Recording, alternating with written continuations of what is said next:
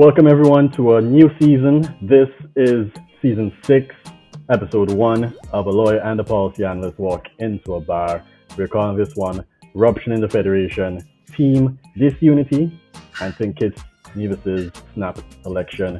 It's all about that topic today. We have two great guests with us, Jabari Trotman and Rahym Augustin-Joseph. They're going to assist us today. And you guys are going to notice something new. We have visuals, like we said, like we promised. And everyone is here, so you're going to see how we all look, and you're going to see our full-fledged reactions. And yeah, we're just going to have a good time. So we'll let our guests introduce themselves in a bit. But of course, I'm the lawyer, Jabari Cummings. And I'm Delano D'Souza, the policy analyst. We are back for season 6. As usual, we see we coming back in May, and we coming on the final day of May. You know what I mean? Good things come to those who wait, right, fellas? Yeah, exactly. Yeah, man, and that's the spirit we're taking today. It's been a while. As you know, we finished season 5 in December. And we said, you know what, let me take a break, refresh, come with something new. And we're here today, we're going to be discussing, like Jadrick said, Ruption in the Federation, big things going on in the Federation. And, talking about team disunity. And I think it's Nevis snap election. Nobody in Vex for that title, you know. If I'm Vex. But that's how it goes. So as usual, we're going to let our guests introduce themselves and we're going to go right into the pod. So Jabari, tell the audience about yourself before we jump in. I'm Jabari Trotman. I'm a business strategist and a political observer. I'm from St. Kitts and Nevis, sweet sugar city, and it's a pleasure to be here. Yeah, thanks, Jabari. Rahym? Yeah, good to have you. Yeah, good night, everybody. Rahym Augustin-Joseph, student of politics and law at the UWKville campus, and I'm happy to be back on the pod. It's my second time actually. Back. I think I'm at very close to Peter Wickham's record of 3 or 4 on the show. If there's more political turmoil across the region, I know that I will use my... Yeah, man, you're on the list. You're on the A-list. Yeah, updated now. Only a few people have been on the episode, so you're in good company. Definitely. Well, guys, we're jumping right into it. We want to be brief for our first episode. We want to make sure that those watching us on YouTube, on our brand new YouTube channel, make sure if you're watching it, you've already subscribed, that you're able to, it's palatable for you. So as a bit of a background, as you know, what's happening in St. Kitts, let's just update you if you don't know. So what started off as cracks have now grown into big chasms and the apparent end of the governing Team Unity Coalition in St. Kitts and Nevis, as the political leaders have moved to oust Timothy Harris as Prime Minister. Big things going on in St. Kitts. So the move came after weeks of public strife, which led Sean Richards, who is the former Deputy Prime Minister and leader of the People's Action Movement, PAM, as it's affectionately known. Every time I hear PAM, I think about the spray thing where we go hold her down. and Nevis Premier, and Nevis Premier, who obviously is the leader of the Concerned Citizen Movement, Mark Brantley. They would have publicly expressed their dissatisfaction with PM Harris's leadership. I mean, the coalition government, as we know, it comprises of Harris's People's Labour Party, the PLP, which is, I guess, the most recent of the 3 parties in the coalition. Richards's People's Action Movement, PAM, and Brantley's Concerned Citizens Movement, and that has now fallen apart as the country now waits with bated breath for the election date for the snap election to be announced by Prime Minister. People say he walking around with it in his back pocket and he ain't telling nobody. And there's a real bacchanal now, real eruption in St. Kitts now. So what we know is that all 6 members who are involved in the no confidence motion against the Prime Minister, which of course include now Deputy Prime Minister Sean Richards and Nevis Premier Mark Brantley, as well as the other 4, they've been dismissed by with much fanfare. But I don't know if I see the thing man come on and say, you need to go. So they would have been dismissed by the Prime Minister. And so that is where we are, Jadrick. And I don't know if you want to talk a bit about PM Timothy Harris, because if you think about it, many persons don't realize the history of PM Harris. Plenty of people realize he was a Labour man before now. I mean, the people who are new to this politics thing in the region, Jadrick. That being the St. Kitts. Exactly. So you're saying, according to CaribbeanElections.com, Harris participated in elected politics in '93, and since then he won a seat on the St. Kitts Nevis Labour Party ticket, like Delan was saying. And in each parliamentary election held in '95, 2000, 2004, 2010, he has been there. So during his tenure with the SKNLP, Harris, he served in several cabinet posts: Minister of Agriculture, Lands and Housing, Minister of Education, Labour and Social Security, Minister of Foreign Affairs and Education, and the Minister of Foreign Affairs, International Trade and Industry and Commerce. Quite a wide portfolio in a lot of these different instances. So, after being inspired as Minister of Government by Prime Minister Denzel Douglas in 2013, he formed a new political party, the PLP, the People's Labour Party, with former cabinet colleague Sam Conda, if I'm pronouncing that right. And the PLP later joined Team Unity, the alliance with the People's Action Movement, PAM, like Delan said, and Nevis-based Concerned Citizens Movement, the CCM. So I think that's why we're here. That's now we're at this point. In terms of I think there's a few things to note. The man been about long time, Jabari and Rahym. Long time the man been about. The man has served for a long time. Many different portfolios, and so I think that's why when the Team Unity was formed, I think naturally persons felt that he would be Prime Minister based on that portfolio. And you would have expected that. Yeah. But I think for me here, what kind of catch my eye is the fact that he was fired by Dougie. And Dougie's a man who's been there for some decades as well. So when he and Dougie fall out, he went and he formed the People's Labour Party.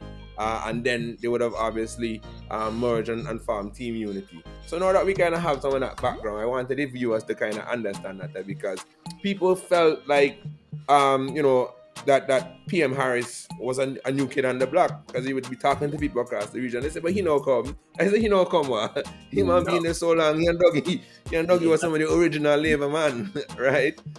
So that's where we are today. So Jabari, since you are the lone petition on the party today, can you kind of walk us through the timeline of what led to this? I think that's important for us to know the chronology in terms of what happened to lead us to this point. Right, sure, I'll do that. And just to add to something that Jadwick said, he also held the Minister of Finance, which I'd like to point that out. Harris did at some point, which is one of the most famous things that he is known for. Everyone's saying it's a Nevis. A man always known to balance the book, so to speak. And also, well, he had a PhD in accounting, so if he can't balance the book, he does. And he been around a long time, like Delano mentioned, since 1993. He's actually the youngest parliamentarian in St. Kitts and Nevis history. So he won his seat in '93 at the tender age of 28. So he's really a political behemoth. I remember that being something. Yeah, with a wealth of experience. But as it pertains to the timeline, we mentioned that the Team Unity construct was formed in 2013. So that was an important time. It was also around that time that the People's Labour Party was formed. And then there were elections in 2015 where Team Unity government was successful in ousting the Labour Party, the St. Kitts Nevis Labour Party, that was in government for about 20 years, right? So after that, there was recently elections in 2020. But before that, let me speak about sort of like the whole value proposition of Team Unity. So Team Unity was established basically to prosecute what they like to call the good governance agenda, which was something that included transparency in public office, freedom of information, and some of the other things that they were supposed to do were to enact term limits for the Prime Minister. That was one of the major things that they ran on. And also give Nevis that didn't happen. They actually proposed it in 2018, but so as the Constitution is concerned, to make an amendment of that nature, I think they have to have a super majority, a 2/3 majority to do so. Didn't have the votes in 2018. They didn't, and when they did at a later point in time have the votes, they never put it back to Parliament. One may question why that was so, but we'll leave that up to the viewers and the independent thinkers to decide. So after 2015, they secured 7 of the 11 seats that they needed to form government. So in St. Kitts and Nevis, there's 11 seats. So they really only needed 6. They got an extra one. And then in the last elections in 2020, the tally grew to 9 of 11. So it was a landslide victory for Team Unity. PM Harris was also the leader at that point, and it was an election that was very unique in that it was around the time of COVID-19, 2020, which was, striking the world at a particular time, and it was very different because we were on lockdown. There was curfews. There was no traditional canvassing, or not much. Yeah, man, we covered that in the pod. If you guys remember, Johnny, we covered that in the pod, and we spoke about the pandemic elections. There are no no plane coming in. Nothing. So it was a very different kettle of fish, as we would very say. different kettle of fish, and one which was like murky waters that were successfully navigated by Team Unity, I guess you could say. So after that landslide victory, things got a little testy. So in about March of 2021, there was a That's guest when the speaker. eruption started. That is when the eruption started. That's what I would think the eruption started. So there was a guest speaker from Trinidad, Dr. Sharon Ann Gopal McNichol, and she was giving a speech at the PLP conference in March of 2021, and she posited to the crowd at the time that PM Harris should be rewarded with a third term. One good term deserves another. Right, so she posited that PM Harris deserved a third term. She later said that she posited it to him as well, but he said that he would honor his commitments, but more on that later. And in November of 2021, the Labour Party changed its leadership. So he stepped down after 32 years, was it? 32 years, yeah. And 32 years running a party. What am I wicked? Exactly. And now Dr. Terence Drew is the national leader of St. Kitts Nevis Labour Party. I guess they were reading the tea leaves, reading the news, seeing what was going on. At that point, there was no, I would say, imminent public rift that, one could point to. But I guess the most astute political observers would be able to read the news and see certain comments from certain public officials and sense that there was some disunity, to use your term. And them man start behind the background too. I don't think somebody non-pinch them man and say, hey, this is going on when you're by yourself. You understand? All right, yeah, exactly. This year now, Deputy PM, then Deputy PM, Sean Richards, the PAM leader, gave an interview, and I think it was an Antiguan TV program, indicating that he had not been to cabinet in about 2 months. How did he decline? Prime Minister ain't gone cabinet in 2 months. 2 months, but he declined to say why. He declined to say why at that time, and there was some different things that he disclosed later about his name being put in a police report based on some kind of altercation with cabinet colleague and PAM colleague Lindsey Grant that surrounded some type. I think I hear the PM talk about that. The PM say, who sent them in the bar? Yeah, right. Yeah, so there was there was allegedly some type of altercation. Allegedly. Between Honorable Lindsey Grant and a police officer, and apparently Richards was implicated somehow, or named, I should say, in the police report. Whether or not he was implicated is up for debate, but that seemed to be one of the sticking points that he said that he wasn't attending cabinet. Then fast forward to what I would say is the pivotal breaking point, where there was the PAM convention in March 13th. Premier Matt Brantley was the keynote speaker at this convention, and it was pure bacchanal, to put it lightly. Like Ruption. Yeah, it was openly said, and that the Team Unity agenda was not being prosecuted with haste. That they were not happy with the unity arrangement, with issues surrounding, undermining of other ministers, term limit issues, and of course but Jabari, CBI stuff. But I understand that PM Harris was in the crowd on that particular occasion, so I want to know how you have me sit down and you just lambasting me. I want to lambasting for 2 hours. He had to sit back and listen to the keynote speaker, which was Brantley, and then Sean Richards gave a speech right after that, and both were basically like attacking him for the entire time. One would say, but I think one of the things we gotta keep in mind here with the political discussion in St. Kitts and Nevis is the uniqueness of the CBI program, the Citizenship by Investment program. And one of the major promises that the Team Unity government made was that they were going to share it based on a pro rata calculation, 3-1 or 25% of our CBI proceeds. The CCM, Matt Brantley, and his colleagues that are in government, because he was able to do something historic and win all 3 seats, that being federally for Nevis, and by one party, that is. They were saying they were not satisfied with the arrangement. They weren't satisfied with the amount of money that they were getting. So the money thing, but it almost always turns out to be, you know. The money thing.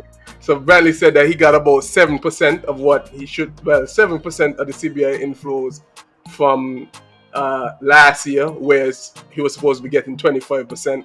And just to put numerical, figure on that, I think it was in the region of between $500 to $600 million was the total CBI inflows for 2021, and they would have wanted about 150 of that, and I think they got like 40 something.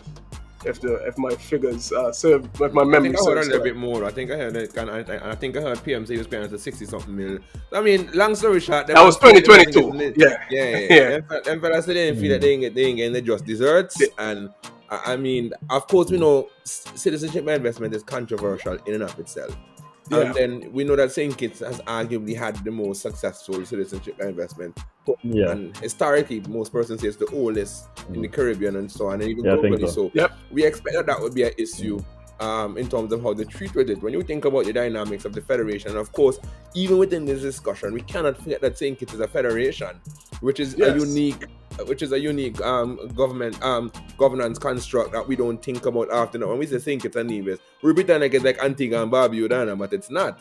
And I think that's something we need to remind our listeners and viewers about as well.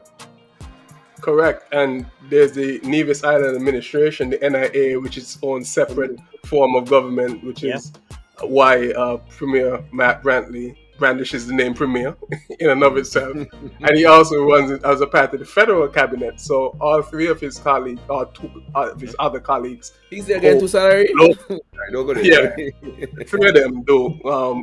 And no, but it's not a secret. And they would tell you, even during the campaign, one of the honorable ministers, Eric Evelyn, even pointed out that, they are wanting to get 2 salaries, and they're deservedly so, because it's 2 jobs, and they're intelligent, and they deserve to do that and get 2. So that's something that he was openly intimated. I'm not watching him. Oh, not at all. But I'm just saying it's not a secret, and they make no bones about it. So who am I? That's for the people of Nevis to decide. So after the PAM convention, which was cause for a lot of underground, discussion, there was the PLP convention 2 weeks later. And Harris, of course, responded to allegations, saying he never publicly said he was seeking a 3rd term, and intimated that PAM was weak in certain constituencies, and they drew on his leadership skills and strategy skills in order to bring home the victory. Big man things. Veteran man come out and say you're weak.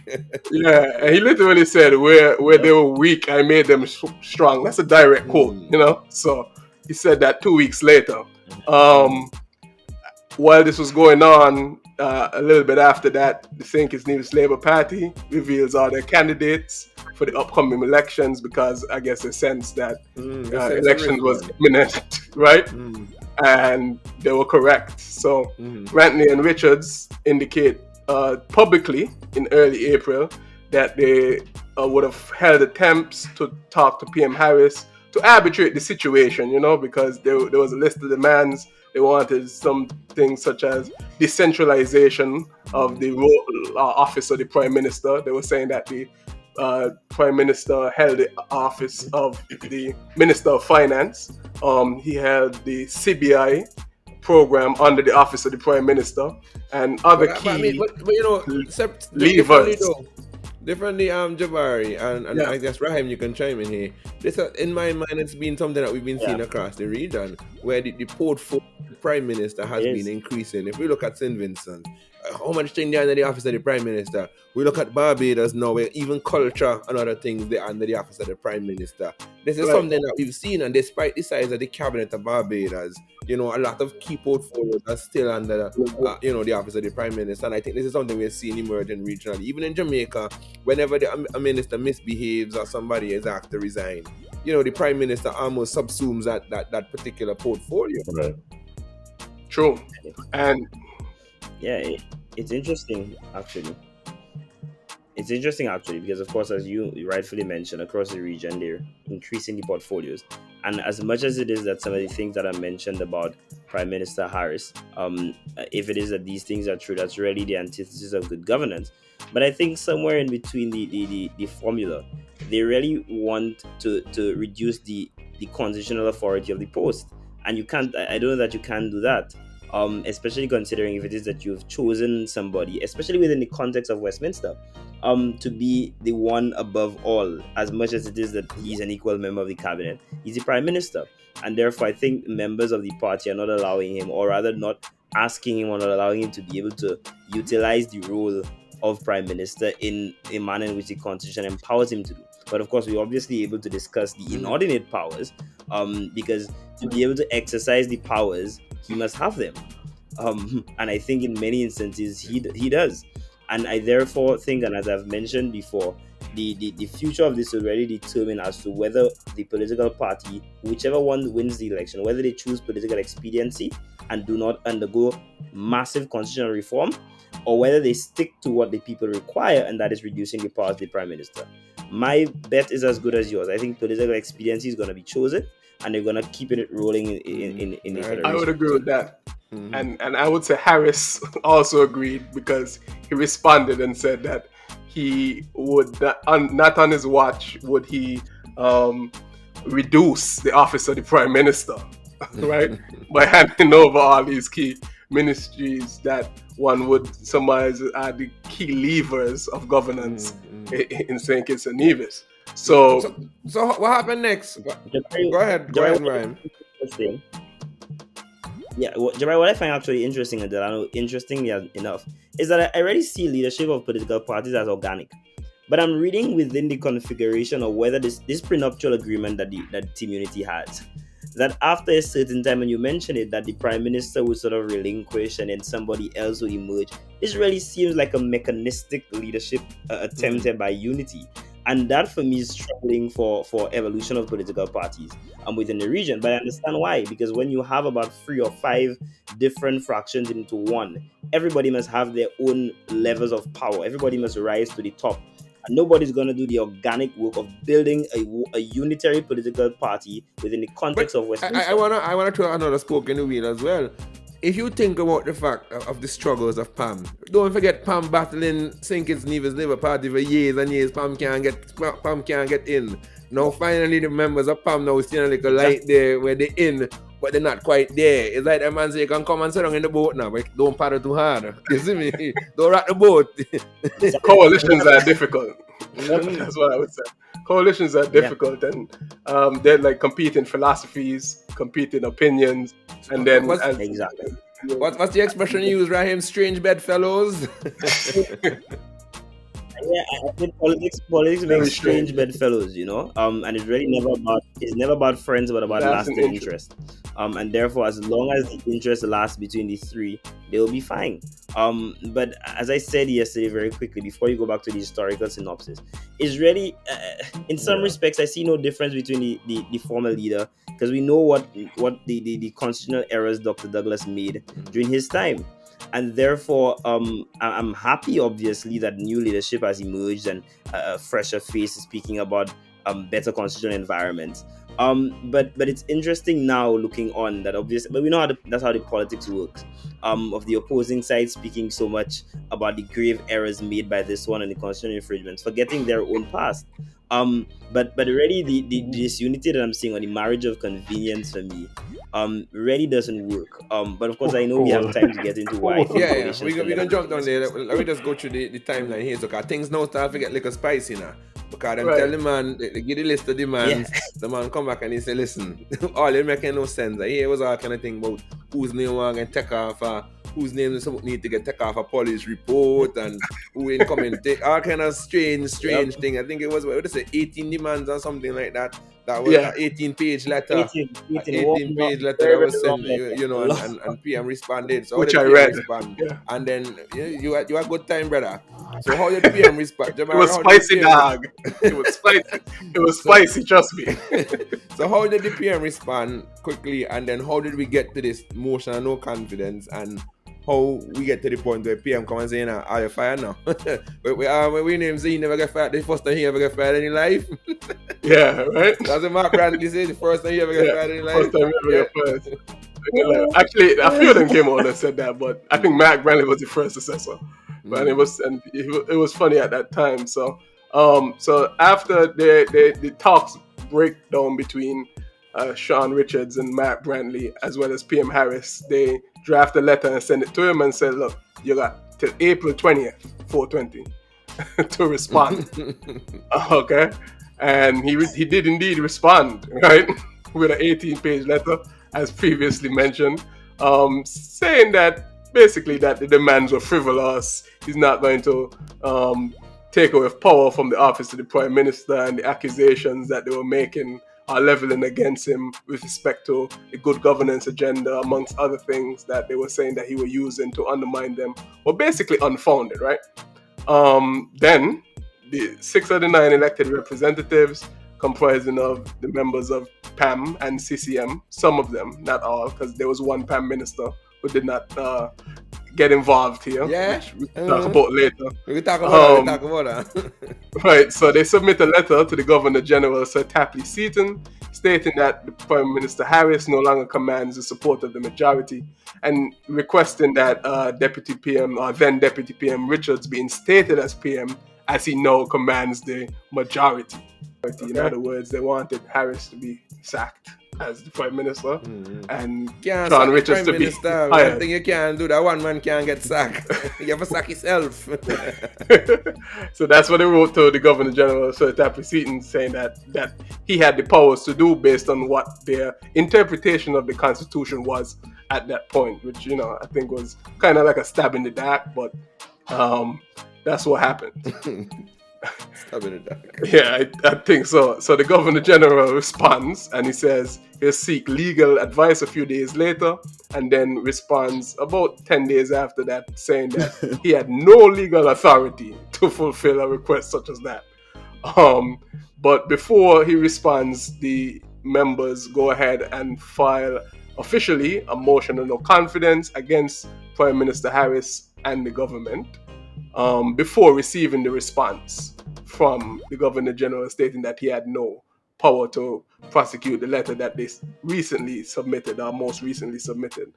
So that started a clock, because legally in St. Kitts and Nevis, once a motion of no confidence have been submitted, there's 21 days that it has to be heard in. And that came out of a law that was passed in 2018 because of very famous events that occurred in St. Kitts and Nevis in 2015 about a non-debating of the motion of no confidence. No motion of no confidence. Some similar thing happened in St. Vincent as well, but it never, we just talk. And then Douglas, never actually, or let's say it was never tabled. And House was dissolved and there was election, and of course there was a changing of the guard, which gave Team Unity the government, which they've held for the past 7 years. So just getting to the end of this now, on May 10th, in a national address, the Prime Minister Timothy Harris fires the 6 ministers live on television. So none of them even got notices, so they found out just like the rest of the population.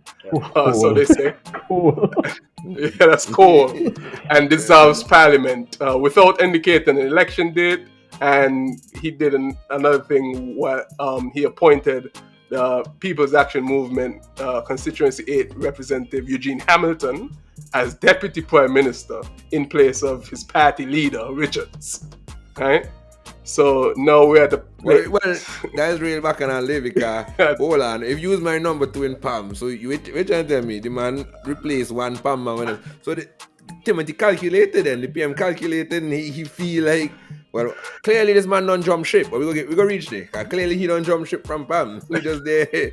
Divide and conquer. We can talk about that, so to speak. That's what I think. So basically, the house get dissolved, and the motion was not debated. No PM come in and said, and to me, I think that's a kind of folly too in some respects, that even after a motion is tabled, the Prime Minister still has this power to come in and say, here we go, me want to hear that, Parliament dissolved. Yep. You know what I mean? They'll go to a fresh election. Yeah. That in itself is kind of absurd to me. But we can talk about that.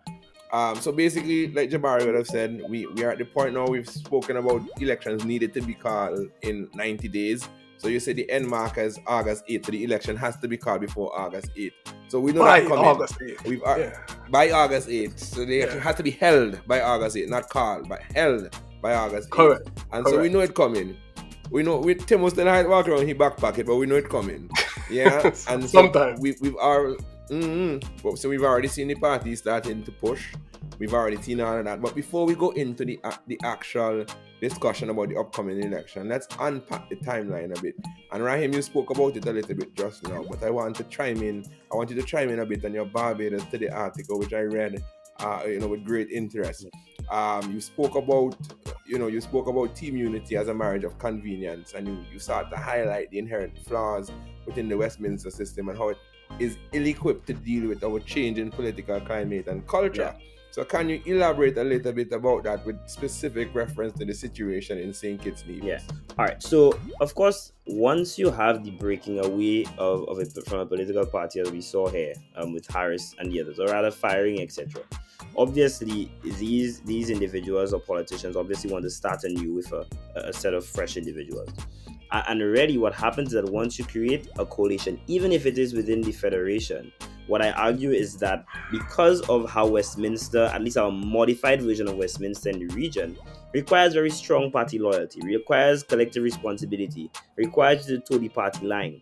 You have three conflicting, in some respects, or three different ideological strands here attempting to come together to form a new.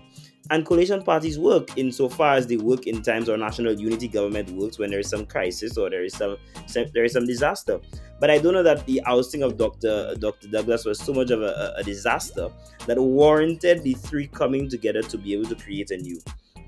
And therefore, because boy, the man just couldn't beat the man. Depends on who you ask. It's not about coming together. They couldn't bang him.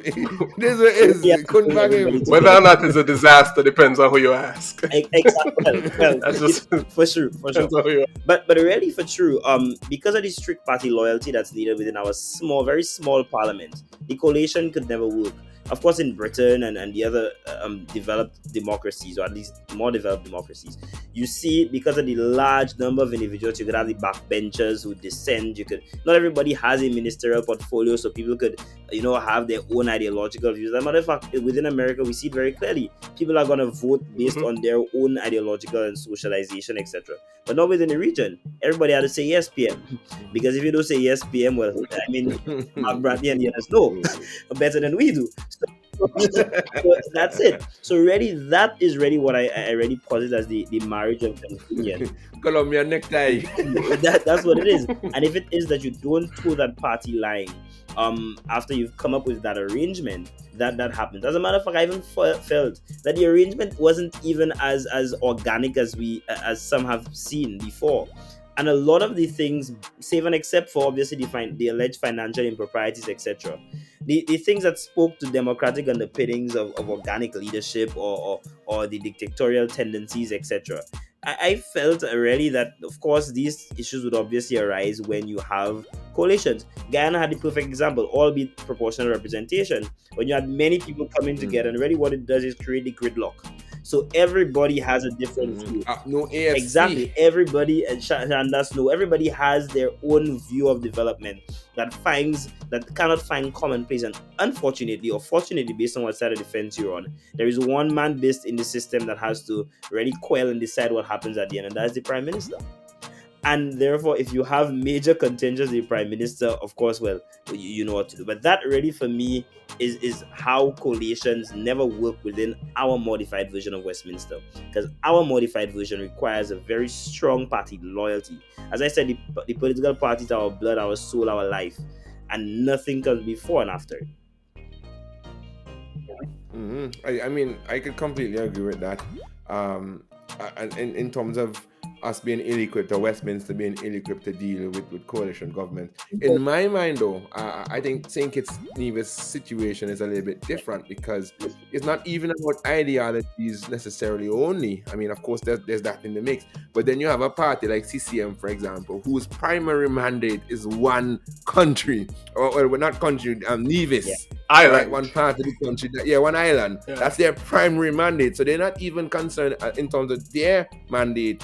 They're not concerned necessarily or at the core about the development of St. Kitts. They came into being as a way to advance Nevis. So that becomes problematic in and of itself, because them fellas, having spent some, I used to live in St. Kitts, as Jabari, I lived in St. Kitts, so when I was there, you could see that the sort of the rift between Kittitians and Nevisian when it comes to certain things, which I couldn't understand. Yeah. It's sometimes like a Trinidad and Tobago type setup, which, you know what I mean? Well, what I would say is that I would say that some of the rifts, I think, are based on historical political events.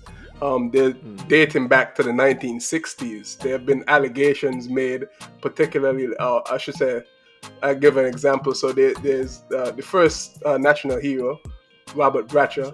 It was alleged that he said something about giving Nevisians pepper in their soup or bones in their rice. That's something that's that's something that's alleged. It's never been founded or actually. We don't actually know whether or not it's true. Let's put it that way. I know. 60 years later, we're still talking about it, and people still griping. I brought it up because Matt Brantley, on his program that he has on Wednesdays, he said that same thing, right, last week.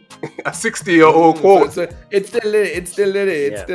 Yeah, so it's still very much a part. It's still very much a part of the mantra, I would say, the ethos of the discussion. And the Nevis first, I would say, slant to the CCM part of the unity agenda is very much, as I think Rahym would say, not really fit for what a coalition should be to last a long time, right? So Harris, it was alleged Harris said in one of the things that I think you were alluding to earlier, Delano, where he was saying that every dollar that comes out of the treasury and goes to Nevis is less for St. Kitts. It's alleged that he said that in a public setting, correct? So that's a very divisive line that both sort of members have, and it's very obvious what the agenda on both sides are. Exactly. But to be honest, I was encouraged by St. Kitts Nevis in terms of the formulation of the team unity movement, because I think in my mind I was sort of telling myself, well, look, other Caribbean political parties, for example, in St. Vincent and Grenadines in Dominica, where we have parties that are so entrenched that you get the Labour Party in Dominica and St. Vincent so entrenched you don't know how to get them out. So I was telling myself perhaps a coalition might be something that might be needed. That's just when I was encouraged to see, because it felt new. It felt like something that that we were moving, that we were sort of growing as a region politically, and the democracies were advancing a bit. You had a new system with old people, so really, really looking at the same attempt at a formula.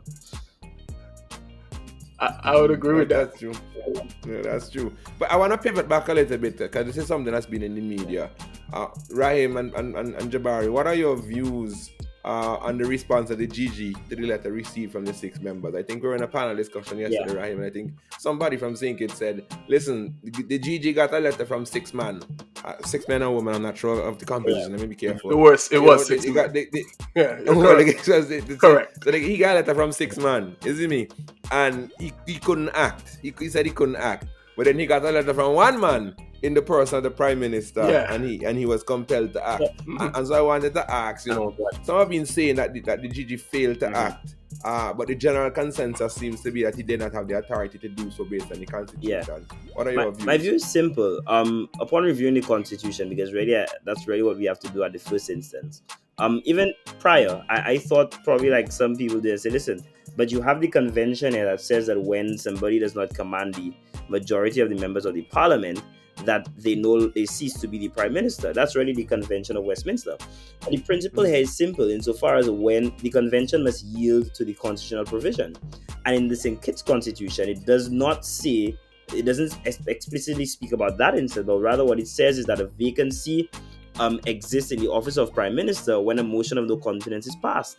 Now, there was no motion of no confidence tabled or passed at that time when the letter was sent. So therefore, the Governor General could not have acted, at least as per what the Constitution was saying, because there was or rather there was no vacancy that was created to be able to ensure that the that Deputy Prime Minister Sean Richards would ascend to the position of Prime Minister. But I think the team unity, or at least what was left of it, really knew in a very real way that the Governor General was not going to heed the request. As a matter of fact, I think that is why they knew very in short order that they had to table that motion of no confidence to be able to see how best they could possibly remove Prime Minister Harris from the post, knowing full well that motion would not see the light of day. Because if anything has to do, it has the history has to remind him about motions of no confidence against prime ministers. But what I want to ask though, in my mind, and you know, as a man, I was thinking, I said, hold on, them fellas like Jabari said, them and try a thing, yeah, because they wanted to avoid the whole election, no confidence and an election. They are afraid. It seemed to me that they were hesitant to go to the polls, so they said, let's try something, to avoid an election, because them fellas basically say, well, GG, we want to move Harris and we want to put in Richards. And we don't want to go to election. Exactly. I don't see how that could work because your coalition government. I'm not sure without PLP how many seats do they have, Jabari? 6. So they have seven actually. Seven. So they would still have the majority. They would still have. So even if PLP were to withdraw from the coalition, they would still by right have the majority there. But it's a difficult situation to manage. So what was the plan then to relegate the PLP to opposition? So you have two opposition parties. you get me? So well, exactly. But speaking of two opposition parties, that happens a lot actually, because remember, there's the CCM, there's the NIP in Nevis. There's been several times throughout the history, and both of them are in opposition together, even though they're opponents on the ground in Nevis. So that's like a particular quirk of the Federation of St. Kitts and Nevis. But what I would say is that if you listen to the talk on the ground of major people that within the the unity construct, especially the People's Action Movement, what they intimated was that based on our constitution, it doesn't explicitly say by which levers, particularly the Governor General, can disappoint, strike down the Prime Minister, like it's not explicitly said.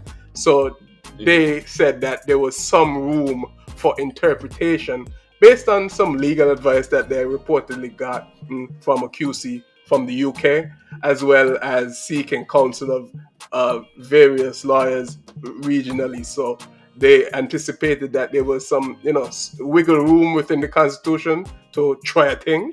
But like Rahym said, I think they know that it wasn't gonna fly. Exactly. The wiggle room is not to be determined by them, and that's another interesting thing about the prerogative powers. Yeah. The decisions of the Governor General already are not reviewable, at least within that prerogative power. So whether it is that the Governor General decided to disappoint him or appoint him or appoint whoever he wants to at whatever time, the law has been very clear in relation to some of the prerogative powers, unless it is that these prerogative powers offend the Constitution. But I think also that they knew as well, and also that's why I said already, for now, it's whether the political party that wins determines that they're not going to have political expediency and they're going to engage in deep constitutional reform. Because they knew that the prerogative power to call the election was always there, and that at any point in time, he need not inform anybody other than Governor General that that's it. I'm calling it right now because I know for sure that I'm in a losing position within my own government. Right. And I don't command the support, but therefore I'm still going to call it. And that is a power that needs to be taken away, especially in the context of if a motion of no confidence is tabled. I think if a motion of no confidence is tabled, you face the motion of no confidence. Yeah. You face it with the parliament. Yeah. Right. Stand up and fight it. And then even, for example, Honorable Jonah Powell, who is a member of the People's Action Movement, in an interview later said that the fact that the Governor General could appoint a Prime Minister, but he basically can't be disappointed by any obvious measure other than emotional confidence, in which Rahym, you so correctly said that he still has all the cards in his hand, right? So it's kind of like you're kicking against the pricks, to use a biblical that's a biblical phrase. Wait, man, then getting biblical. Well, I mean, I want to move from that because we've spoken about it. We've talked about the GG. We've talked about the power of the Prime Minister and what needs to happen there. That could go into a whole other discussion. What I want to switch now to is the upcoming election, the snap election. That only one man know the date so far. What he soon tell we. Yeah. So Jabari, in your commentary, and I really enjoyed reading your commentary there and the history and the analytics behind the election. You said that the 2022 SKN elections would be one of many firsts. Can you briefly, can we run out of time, bro? Can you briefly just highlight, the first for this election that you mentioned in your paper for the listeners? Well, there was a few firsts. There would be the first time a party leader would resign or give up his leadership in the name of Denzel Douglas and then contest an election, in a contested general election. They just call that. Exactly, right? And then they resign altogether. But Douglas is contesting the seat in St. Christopher 6 in this upcoming election by all reports. So that's going to be interesting as well. In St. Christopher 3, Congress Maynard, who was elected in 2015, lost his seat to the Honorable Akila Byron Nisbet in 2020 in a historic showing. That was the first time that seat has actually voted against the St. Kitts Nevis Labour Party in history ever. That's the first time that happened. So it will be the first time that somebody will be seeking re-election after winning and then losing, right? So typically what would happen is that the person just say, the mandate has shifted, the people ain't feeling me no more, bro. That's it, right? So there's some force. And then this is also the second shortest time in St. Kitts Nevis history in terms of space between two general elections. The shortest in unrecorded history is 1993 to 1995, which was about 16 months between one another. This would be about 2 years plus. And then the 1995 elections were very contentious. There was in St. Kitts Nevis, there was national emergency and a lot of attention. He talking like them turning he voting and they down in the politics now, Rahym. Yep. Listen, if you talk about 1993, 1995 in St. Kitts, everybody said the same thing. Whole head, pure bacchanal. They were like revolts, bottle and stone on Church Street. And it was, all type of story. The country was in national emergency, on a state of emergency rather. We didn't have any carnival. It was a lot of crazy things happening. No carnival. I'm telling you, that's how serious it was. That's when I opened that. That's how you know things bad. So this is going to be an interesting election because of all the firsts that are up in the air. Yeah. So again, moving quickly because we're trying to cover everything in the little bit time we have. What are some of the major questions or issues that are going to affect this election cycle? You had a lot listed, but pick out the top 3 or 4 that we can just talk about briefly here as we jump forward. I could get a top 3 easily. The first one, in my mind, is that the role of the overseas voter in St. Kitts and Nevis. So, in 2020 election, it's been well covered and discussed that it was held under, the COVID-19 and under a state of emergency, no flights. In St. Kitts and Nevis, I think Peter Wickham said that there were 12,000 overseas voters. And a lot of the constituencies are decided on under 100 votes. A lot of them. Yeah. So suffice it to say that 12,000 or even half or even 1,000 could sway an entire election. Okay? That's a huge theme, and we don't necessarily know how that would pan out. It's only left to be seen. Another I would say major theme is the concept of unity itself. So although I think this episode is titled Disunity, it's very interesting to note that the PAM-CCM coalition are now calling themselves Real Unity, right? Real Unity. Real Unity. This is something that they say, it's pushed, it's marketed, it's out there, they say it at their platforms. So is it that we know the CCM can't form government by itself because historically they only contest 3 seats. So we know that they can't, in terms of the overall federal government, they can. So they always need somebody. So I wonder if there's another strange bedfellow situation, marriage of convenience again here, Rahym, because if you telling me the CCM can't, tell me numerically they can't form government because they only contest Nevis, you know, and then PAM now historically they realize, boy, and I think even in all of this discussion we are not even factoring, and I think it's kind of a disservice to him too, the new leader of the St. Kitts Nevis Labour Party, Dr. Drew. Because I mean, in his mind, I'm sure he's telling himself, with all of this unity, we have a chance. And I know Dougie probably chopping at to say, well, boy, we have a chance. Smell blood. Exactly. What's interesting though is that this will determine a lot about his own political future. Because if it is that you can't make your inroads in that disunity period, something your political future, of course, has to be questioned, especially after 1 year. But at the same time, I don't know that Dr. Drew has had much time within the 1 year to reshape and reorient the St. Kitts and Nevis Labour Party in the way that he wants, especially within the context that Dr. Douglas is still there. I mean, of course, people may argue that Dr. Douglas is not as actively involved, but just the presence of somebody who has been there for 30-something years is something to be factored into. Massive shadow, so to speak. Massive shadow, so that's to your speak. first issue, Jabari. Second? So yeah. The first was the voters. The second was whether or not the people of St. Kitts and Nevis are going to buy the quote-unquote real unity. Yeah, that's an outstanding question, because we have a situation that, you know, the members of the PAM-CCM coalition or the new PAM-CCM coalition are saying that, you know, there were some successes and there were some failures, and the failures were due to Prime Minister Harris. But that was the same. You know, that's catching with politics. These are the same fellows who sit down in Parliament, stand up in Parliament during the recent budget presentation and praise PM Harris and the budget and the way forward, everything nice. We happy in the steam unit thing. They say it was a marriage. That's what they say, right? That's the thing. It was a marriage, and then you don't brandish your dirty laundry. You know, taking outside, collective responsibility and all of that. Yeah. So they say it was a marriage. So that's what's been put forward. Exactly. Right. Another major theme I would say is the whole aspect of the fair share, right? And what do Kittitians think about that? We all know when the Visions think about it. They feel like they've been deprived for years. What was the population of Nevis? Remind our audience, what's the about population of Nevis? 10,000 people. About 10,000 people. So they make up 10 of the, 50,000. Ballpark figure. Yeah, 1/5 of the population. And another major theme is the whole aspect about the fair share for Nevis.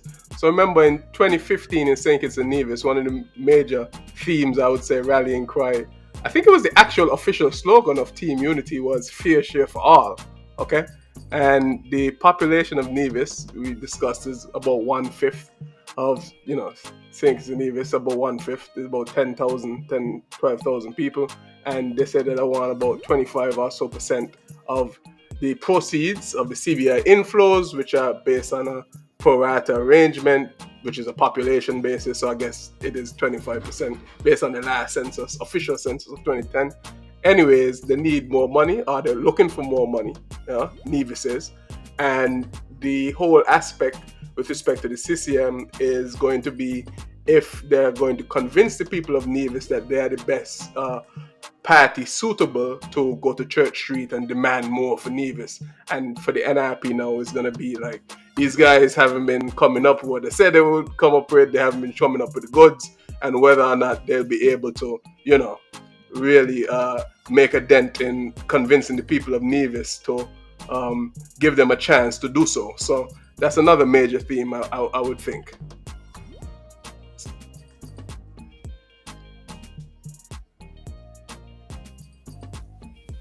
Yeah, I mean, Alright. it's like you've identified the top three teams. We haven't heard much about the economy and so, but I get the impression people really care about that right now. People care about the Ruption because we talk about the policies, which a lot of them haven't dropped yet. But even from looking at what's being put out now by the CCM and by the PLP and so on, it seems like if them fellas just making promises there to try to me it's pie in the sky thing, some of them. And I question, the fiscal responsibility of some of these plans that I've seen floating around now. It hasn't come out officially in manifestos and so on yet, so we wait for that. But I think it's going to be a very interesting period with respect to the manifestos because it seems like now who could sell the best. Yeah, right now is a salesman election. Who could sell the best and who could think the more? Because you get me. And this is against the backdrop of citizenship by investment globally under threat.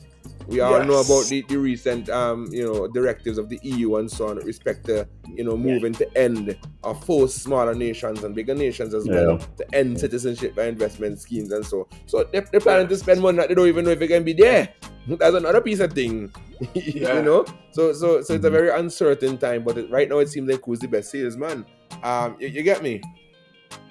I would agree with that, and I would say that whole thing about the EU moving to shut down the CBI programs in these small nations, I don't think, based on what I can tell, that news has been discussed at large on the ground in St. Kitts and Nevis at all at this particular point. So I feel like we're just kind of pretending that the imminent danger, imminent threat of the CBI programs coming to an end just isn't there.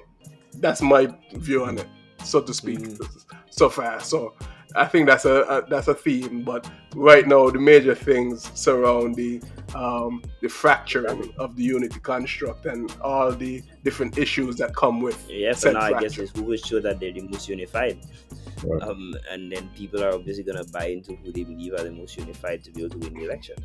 And I just hope that we're not in a situation where we're back here one more year analyzing another end of a prenuptial agreement. Team disunity. By the way, Nevis elections are due within a few months as well. I think they have to be called. Yeah, I think they have to be called by sometime in early 2023, if I'm not mistaken. So they are facing the plight of having a general elections and a local NIA elections within the same year. Right. Which is another, thing to note. Yeah. So Jabari, as you see it, what are some of the key constituencies that you think, if you could walk us through that a bit, the key constituencies, the candidates, where you feel the battle will be won or lost, essentially. All right, so in St. Kitts and Nevis, we recently mentioned that there are 11 constituencies. So one needs 6 to be able to command the majority. But, minority governments do exist. But I don't think, and there was one, again, in 1993 in St. Kitts and Nevis, and that led to a lot of distress, a lot of discord, a lot of bacchanal, right? And it didn't end pretty, right? So we don't want to go back to that days of 1993. We want a good, nice majority government. There's 6 seats. Based on my analysis, I would say that not many of there are not that many that are actually up for grabs. So I would say that St. Christopher 6 in St. Kitts has always voted for the St. Kitts Nevis Labour Party. I think that it will continue to do so, especially that Douglas is still running there. I don't think that that's going to go to anybody else anytime soon. Nobody can beat Dougie, boy. St. Christopher 5. Can beat Kenny in St. Lucia. Rahym, just like how they can beat Kenny. They can beat Mitchell in Grenada. That's another example. Or Comrade. Yeah, we see Comrade Delano. Right? St. Christopher 5. Oh, Comrade. No, but Comrade different because Comrade's still leading. Kenny Yeah. different because Kenny leave and he's still running and they let him go. It's Right. a different scenario. So Yeah. Kenny more comparable to He said that's his last time. Doggy. Because Kenny leave and he's still running the show said that's his in terms last of his time. constituency. Yeah, well, yeah. I think I've heard that before. How many times have you heard that? I think I've heard that all over the region before. All of the regions. Yeah, I know, right? So St. Christopher 6, I think, will clearly go to the St. Nevis Labour Party. St. Christopher 5, in its history, has only gone outside of the People Action Movement one time, which was 2000, which was a landmark. All 8, the famous All 8 government of, Dr. Denzel Douglas. So that is not up for grabs.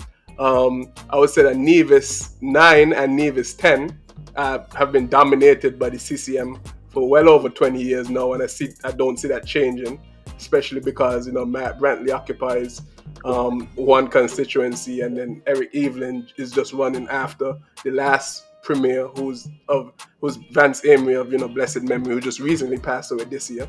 So I don't see that going any other way.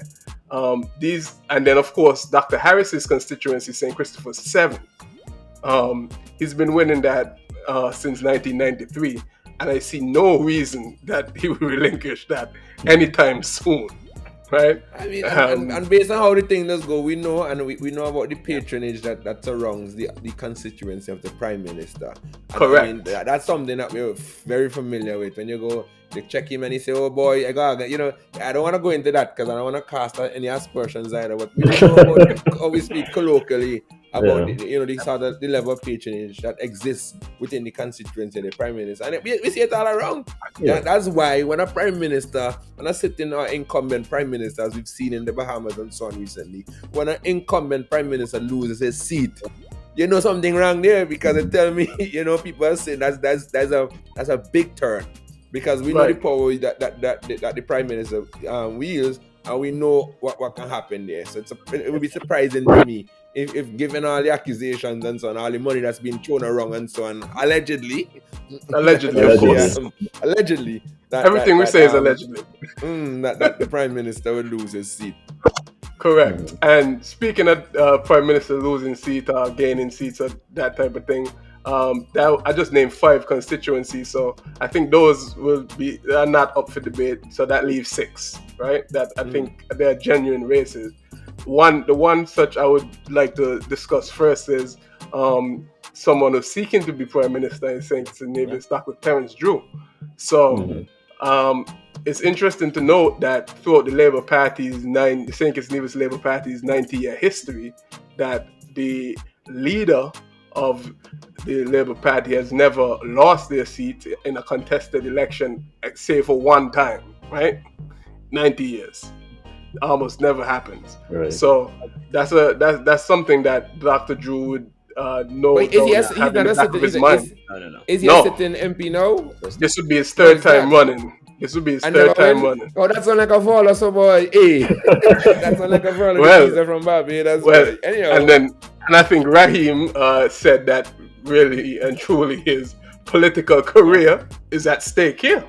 So it's not so much not only the future of the country, so to speak, if he was able to win the majority in terms of the mandate with the Labour Party contesting various seats and of course become Prime Minister, but his own individual career is very much at stake here. So that would be an interesting race. He's running against Chesley Hamilton, who is a popular person in his constituency and in the island at large, who also ran twice on a People's Action Movement ticket against Dr. Harris, of our people, twice before, and we know how that went. But it's interesting. So this would be the third time around for both Drew and Hamilton. So and it would be a key constituency, I think. Another constituency. What about Lindsay? I was just about to get to that. So I just about to get to that. So Honorable Lindsay Grant in St. Christopher 4 is another key constituency, especially because of how close that constituency tends to be. So three out of the last 4 times that constituency has been decided by under 75 votes, right? I think when Grant won it his first time, he won by 30 something votes, and the time he lost before that, which was the 2010 elections, he lost by 30 something votes, so less than 50, right? He broke a lot of records in that constituency the last time around in 2020 by smashing the vote share, the percentage, the raw totals, a lot of things that he was successful in the polls at. However, it's interesting to note that his opponents were, I would say, not up to scratch based on what the people on the ground thought, and it was very much seen in the results, right? So now he has a successor in Samuel Duggins of the St. Kitts Nevis Labour Party, and perhaps there's a PLP operative, or I would say PLP candidate. James Bond. I gotta call it. And I say operative because what an interesting feature of the St. Kitts Nevis election is that there's been no named candidates for the People's Labour Party up to this point. And so I we was see about to people ask canvassing. because I know that was one of the accusations made by Richards and Brantley, is that Sure. the PLP, Harris was positioning the PLP to contest in the future more seats than they had historically done. And so, given the all of shadows. that, I mean, yeah, man, from the shadows they were holding, those are the accusations, allegedly. You know what I mean? So we want to know who these operatives are and whether or not they're execute, they have a license to kill. Because fellas on the don't like James Bond, boy. Well, what I would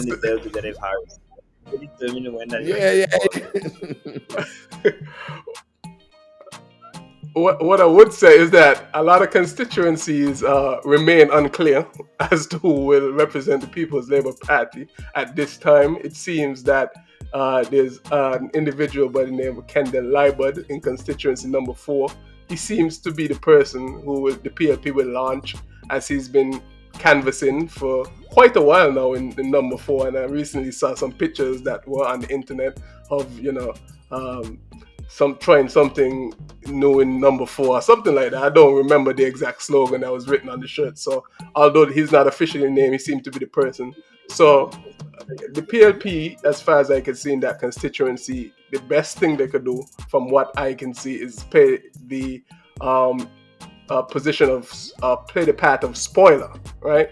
So perhaps they'll be able to gather some of the vote share from the PAM base, from the Labour Party base, and cause maybe the Labour Party to win, or it to be a little bit closer than it would normally be. Maybe it would be a narrow win by Grant. So it's interesting to see what happened. This is the first time that I would say, generally speaking, that there would be 3, so to speak, major parties contesting in what I think would be all 8 constituencies.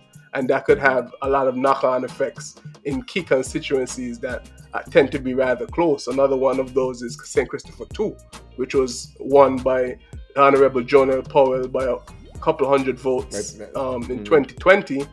But there's, speaking of the shadows that was mentioned earlier, one of the major reasons for fallout for this whole team unity arrangement was that in that particular constituency, there were individuals that were canvassing and trying to grow their base, allegedly, since about 2018. So even prior to Honorable Jonah Powell being elected, there were accusations made about people running shadow candidates, etc., and these type of accusations. So if the individuals were to actually contest these elections, perhaps they would make significant headway, and that could really damage the PAM's chance of retaining the seat in the upcoming elections. So I think that we're sensing a theme here that I don't believe that PLP could potentially win a bunch of seats based on the numbers that they have, but they could play the part of spoiler. And in a coalition government... Give me the tally now. Give me the running tally as you have it now. Call the parties and let we go. Boy, that thing they're rough enough. Let's start with SK. Let's start with the St. Kitts Labour Party. Why don't you just see them again, based on where things stand now? I'm not putting you on this spot. We're putting you on this spot. Yeah, people gonna be inboxing me after this go live, bro. Like, Yeah. we're chat on the pad, dog. I'm on the clairvoyant. Yeah, so I think they win. St. Nevis Labour Party have a good chance of winning 4 seats. I think the most they could win is 6, right? And I know that seems like a short range, but remember, But that's a bit it's only 11. I mean, how much they have now? How much is St. Labour Party now? 2? 2. Yeah. So you predict them to increase from 2 to 4. Okay. Yeah, at least double. At least double. Okay. Pam, tell me about Pam. So I think they have a good chance of winning between 3 and 4 seats, based on what I can tell right now. So not enough majority. So they need a coalition. Pam. Correct. Which is what they're going debate. Which is what they're going on. In fact, even in their public meetings, they're saying that they have the shortest path to Church Street, which is where the government headquarters is, because within PAM they only have to win 3 or 8 seats because they're counting on the CCM to retain their 3 seats in Nevis. So it's interesting. Yeah. So CCM, they win all 3. That's the hardest part of my entire analysis, brother. I'm not gonna lie. So this Nevis 11, right? For about 60 years has gone exclusively to the Nevis Reformation Party, the NRP. In this last election in 2020 was the first time that it's ever gone to CCM, and it was a shellacking at the polls. They won by over 200 votes. Okay, shellacking. That's what was. That's a huge turnaround, because that's the evidence of what a safe seat is. And it's gone the other way. Now the NRP, which is another piece that was part of my analysis, is basically, in my estimation, on the verge of political extension or irrelevancy, because they currently hold no seats in the federal parliament.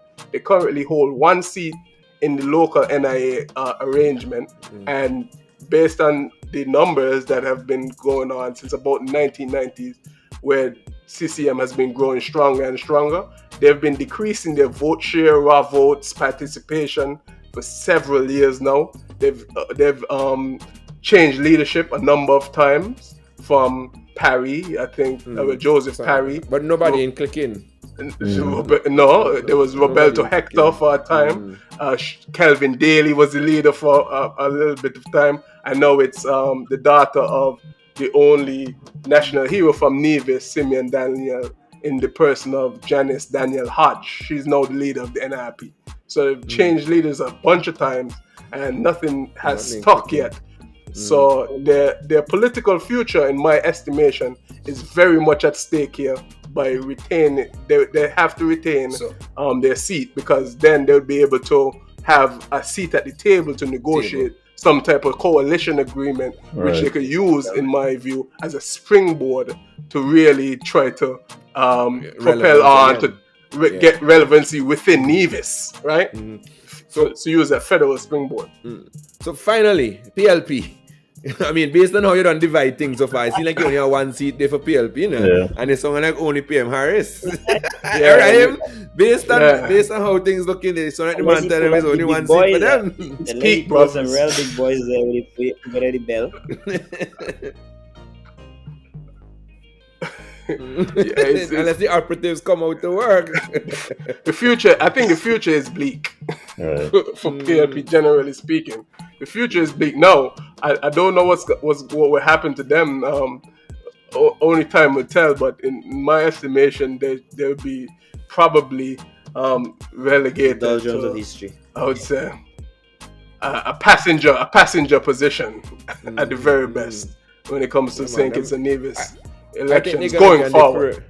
I think they're gonna be on the periphery, and I mean, I think, like we said, Harris has been there for some time, and I mean, I think by now he's earned his stripes in terms of things. These fellas need to know if they got this thing now, because in my mind, if Harris that's my thing. I need to know if they got this thing, and I mean, if you've been there since 1993, brother, you had 2 terms as prime minister, albeit one very short.